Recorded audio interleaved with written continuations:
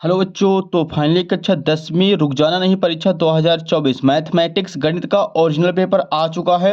वो भी पूरा का पूरा सॉल्यूशन के साथ। तो बच्चों आपको बिल्कुल भी टेंशन नहीं लेना है। वीडियो को लाइक कर देना है, चैनल को सब्सक्राइब कर लेना है, क्योंकि हम आपको पूरा का पूरा सॉल्यूशन भी इस वीडियो में दिखाने वाले हैं। आप लोग देख सकते हैं यहाँ पे हमने इसका सॉल्यूशन भी ले रखा है। बच्चों इस सॉल्यूशन को बनाने में 3 से 4 दिन हमें लगे हैं, तो आपको पूरा का पूरा वीडियो शुरू से लेकर लास्ट तक वॉच करना है, क्योंकि सभी क्वेश्चनों को अच्छी तरीके से आपको समझाया भी जाएगा। तो चलिए बिना टाइम वेस्ट किए हम आपको दिखाने वाले हैं प्रश्न 1 से। पेपर का जो फ्रंट पेज है कुछ इस टाइप का रहने वाला है। तो चलिए अगला क्वेश्चन देखिए, पहला क्वेश्चन नेक्स्ट पेज से। तो यहाँ पे हमारे सामने है प्रश्न 1, सही विकल्प चुनकर लिखिए, जो कि 6 नंबर का क्वेश्चन है बच्चों। पहला क्वेश्चन है AP -3, -1/2, 2 का 11वां पद है। तो पहले बच्चों इसका आंसर हो जाएगा ऑप्शन नंबर बी 22। अगला प्रश्न देखिए, दूसरा हमारे सामने है शंकु की तिर्यक ऊंचाई का सूत्र लिखिए। तो इसका आंसर हो जाएगा option number D, L = √r² + h²। आपको सबसे पहले ऊपर डाल देना हेडिंग उत्तर क्रमांक 1 एंड बारी बारी से ऐसे सभी क्वेश्चनों को लिखना है। अगला प्रश्न देखिए, तीसरा 6,20 का HCF है। इसका आंसर हो जाएगा ऑप्शन नंबर सी 2। प्रश्न चौथा है त्रिघात बहुपद के कितने शून्यक होंगे। तो इसका आंसर हो जाएगा ऑप्शन नंबर डी 3। अगला प्रश्न हमारे सामने है पांचवा, समीकरण निकाय a1x + b1y + c1 = 0 तथा a2x + b2y + c2 = 0 की एक अद्वितीय हल होने की शर्त होगी। तो इसका आंसर हो जाएगा option number B, a1/a2 = b1/b2। Last प्रश्न है छठवां, द्विघात समीकरण का मानक रूप लिखिए। तो इसका आंसर हो जाएगा option number C, ax² + bx + c = 0। तो पहला क्वेश्चन अपना कंप्लीट हो चुका है। यदि आपको स्क्रीनशॉट लेना है तो आप लोग स्क्रीनशॉट ले सकते हैं। अगला क्वेश्चन देखिए नेक्स्ट पेज पर, यहाँ पे इंग्लिश मीडियम से है। प्रश्न दूसरा है रिक्त स्थानों की पूर्ति कीजिए। ये भी 6 नंबर के क्वेश्चन है, सभी क्वेश्चन एक एक नंबर के हैं। पहला प्रश्न हमारे सामने है AP 5, 10, 15 डैश का 10वां पद लिखिए। तो इसका आंसर हो जाएगा पहले बच्चों 50। अगला प्रश्न है सभी डैश त्रिभुज समरूप होते हैं। तो इसका आंसर हमें लिखना है समबाहु त्रिभुज। अगला प्रश्न है किसी बिंदु की x अक्ष से दूरी कहलाती है। तो इसका आंसर हो जाएगा कोटि। अगला प्रश्न देखिए, एक निश्चित घटना की प्रायिकता होती है। तो इसका आंसर करना हमें एक √2 एक डैश संख्या है। तो इसका आंसर हो जाएगा अपरिमेय संख्या है। अगला प्रश्न लास्ट है, श्रीधराचार्य ने एक सूत्र प्रतिपादित किया जिसे अब डैश के रूप में जाना जाता है। तो इसका आंसर हो जाएगा द्विघाती सूत्र के रूप में जाना जाता है। तो अपना उत्तर क्रमांक 2 भी कंप्लीट हो चुका है। अगला प्रश्न देखिए नेक्स्ट पेज पर, प्रश्न 3 है सही जोड़ी मिलाइए, जो कि ये भी 6 नंबर के हैं, सभी क्वेश्चन एक एक नंबर के हैं। तो आप लोग यहाँ पे देख सकते हैं, पहले का आंसर हो जाएगा 5, घनाभ का आयतन हो जाएगा BAC, वर्ग का क्षेत्रफल A² sin² A + cos² A = 1 हो जाएगा। अगला प्रश्न है tan 90 - A बराबर होता है cot A, 9 sec² A - 9 tan² A। तो इसकी वैल्यू हो जाएगी 9। तो यहाँ पे अपनी सही जोड़ भी कंप्लीट हो चुकी है। अगला प्रश्न देखिए चौथा, अगले पेज पर है, प्रत्येक का एक वाक्य में उत्तर दीजिए। पहला क्वेश्चन है उन्नयन कोण की परिभाषा लिखिए। तो यहाँ पे हो जाएगी इसकी परिभाषा, नीचे से ऊपर की ओर देखने पर बने कोण को उन्नयन कोण कहते हैं। अगला प्रश्न देखिए, स्पर्श रेखा और वृत्त के उभयनिष्ठ बिंदु को कहते हैं। तो इसका आंसर हो जाएगा स्पर्श बिंदु। अगला प्रश्न तीसरा है, पांसे को एक बार फेंकने पर प्राप्त संख्या 8 करने की प्रायिकता क्या है। तो 8 प्राप्त होने की प्रायिकता हो जाएगी 0। अगला प्रश्न देखिए, वर्ग 20 40 का वर्ग चिन्ह लिखिए। तो इसका आंसर हो जाएगा 30। अगला प्रश्न है द्विघात समीकरण ax² + bx + c = 0 के लिए विभक्त कर का सूत्र। तो d बराबर होता है b² - 4ac। अगला क्वेश्चन है किसी AP के प्रथम n पदों का योग ज्ञात करने के लिए सूत्र लिखिए। तो इसका आंसर हो जाएगा Sn = n/2 bracket 2a + n - 1 × d। उत्तर क्रमांक 4 भी अपना कंप्लीट हो चुका है, आप लोग स्क्रीनशॉट ले सकते हैं। अगला प्रश्न देखिए नेक्स्ट पेज पर है, निम्नलिखित में से सत्य और असत्य कथन लिखिए। पहला क्वेश्चन है बिंदु 7,1 और 0,0 के बीच की दूरी 5 √2 है। तो इसका आंसर हो जाएगा सत्य। अगला क्वेश्चन है शंकु का आयतन बेलन के आयतन का आधा होता है यदि शंकु एवं बेलन की त्रिज्या एवं ऊंचाई समान हो। तो इसका आंसर हमें करना है असत्य। अगला प्रश्न है दो समरूप त्रिभुजों की संगत भुजाएं समानुपाती होती हैं। तो ये भी हो जाएगा सत्य। तीसरा का हमें करना है सत्य। चौथा क्वेश्चन है दो समरूप त्रिभुजों के क्षेत्रफलों का अनुपात इनकी संगत भुजाओं के अनुपात के बराबर होता है। तो ये भी हो जाएगा सत्य, चौथा। पांचवा क्वेश्चन है दृष्टि रेखा प्रेक्षक की आंख को उस बिंदु की वस्तु के उस बिंदु को मिलाने वाली रेखा होती है तो ये भी हो जाएगा सत्य। अगला प्रश्न है स्पर्श रेखा ही छेदक रेखा होती है तो ये हो जाएगा असत्य। तो प्यारे बच्चों इसमें दूसरा और छठवां हो जाएगा असत्य, तो बाकी सभी हो जाएंगे सत्य।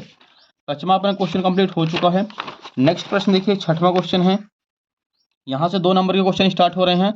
अनुपातों a1/a2, b1/b2 और c1/c2 को ज्ञात कीजिए। 3x + 2y = 5, 2x - 8y = 7। तो यहाँ पे हमने इसका सॉल्यूशन ले रखा है, तो आप लोग देख सकते हैं यहाँ पे a1/a2, b1/b2 और c1/c2 ज्ञात करना। तो सभी को एक दूसरे के बट्टे कर देंगे, तो यहाँ पे आ जाएगा 3/2, इसका 2/- -8 और 5/7। छठवां क्वेश्चन कंप्लीट हो चुका है। अगला प्रश्न देखिए, सातवां क्वेश्चन है, शून्यकों की संख्या ज्ञात कीजिए। तो यहाँ पे हमें शून्यकों की संख्या ज्ञात करनी है, तो सबसे पहले हमें चित्र बना लेना है और यहाँ पे देखना है कि ये जो बहुपद की लाइन है कितनी बार काटी है शून्यक को। 1 2 3, 3 बार काटी है, तो यहाँ पे आंसर हो जाएगा बहुपदों की संख्या, शून्यकों की संख्या बराबर 3।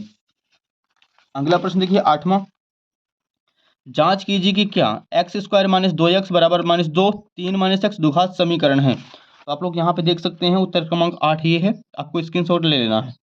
आपको अच्छी तरीके से अपने कॉपी में भी नोट करते रहना है।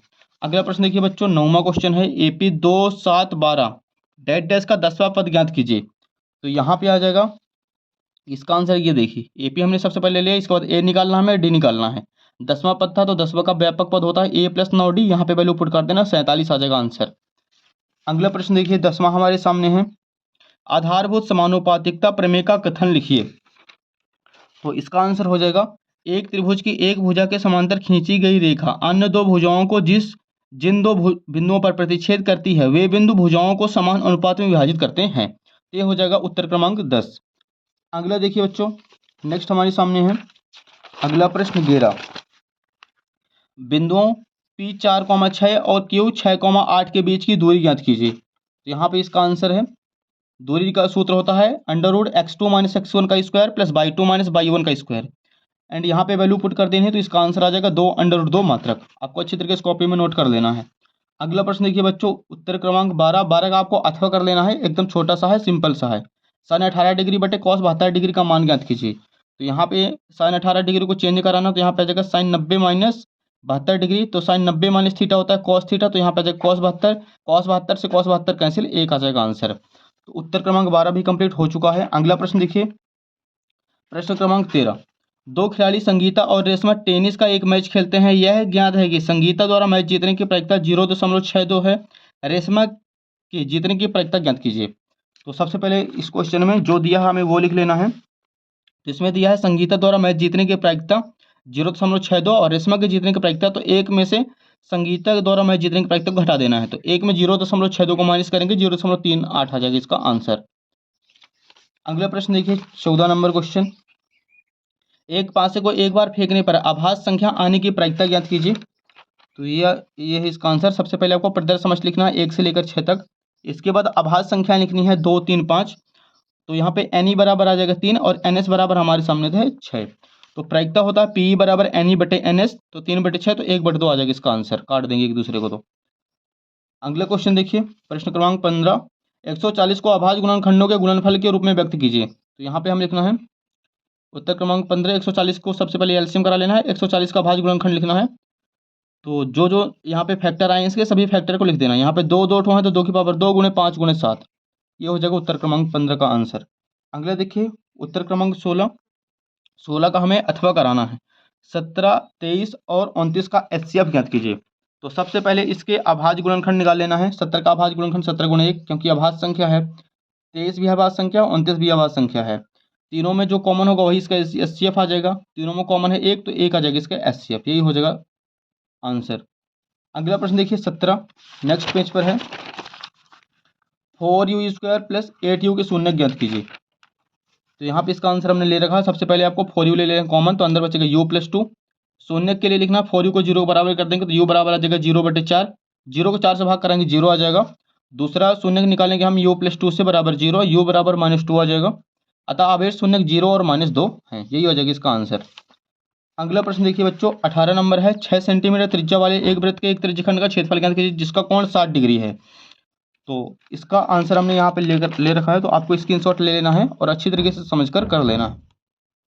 अगला देखिए प्रश्न 19 है, धरती पर एक मीनार ऊर्ध्वाधर खड़ी है। धरती के एक बिंदु से जो मीनार के 5 बिंदु से 15 मीटर दूर है। मीनार के शिखर का उन्नयन कोण 60 डिग्री है। मीनार की ऊंचाई ज्ञात कीजिए। तो ये रहा इसका आंसर। आपको इसका स्क्रीनशॉट ले लेना है। अगला प्रश्न देखिए, उत्तर क्रमांक 20 है। सिद्ध कीजिए कि बाह्य बिंदु से वृत्त पर खींची गई स्पर्श रेखाओं की लंबाइयां बराबर होती हैं। तो ये इसका आंसर रहा बच्चों।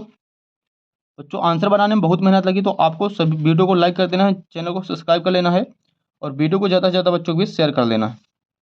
अगला प्रश्न देखिए 21। तो 21 का हमें अथवा कर लेना है, एकदम सिंपल सा है। इसमें बहुलक ज्ञात करना है, तो आपको बहुलक के फॉर्मूले में वैल्यू रख देनी, बस आंसर आ जाएगा। ये देखिए यहाँ पे हमने लिख रखा है इसका पूरा का पूरा सॉल्यूशन। बहुलक का सूत्र होता है Z equal L plus F1 minus F0 upon में 2F1 minus F0 minus F2 multiply H। यहाँ पे वैल्यू रख देना है, प्लस माइनस कर देना है, तो यहाँ पे आ जाएगा 65.63 घंटा लगभग। अगला प्रश्न देखिए 22 नंबर।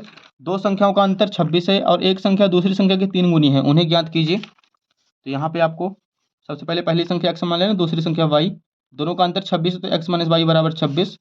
और पहली संख्या दूसरी की 3 गुनी, तो x बराबर 3y, x माइनस 3y बराबर 0। इसको विलोपन विधि से सॉल्व कर देंगे, तो यहाँ पे x की वैल्यू आ जाएगी 39 और y की वैल्यू आ जाएगी 13।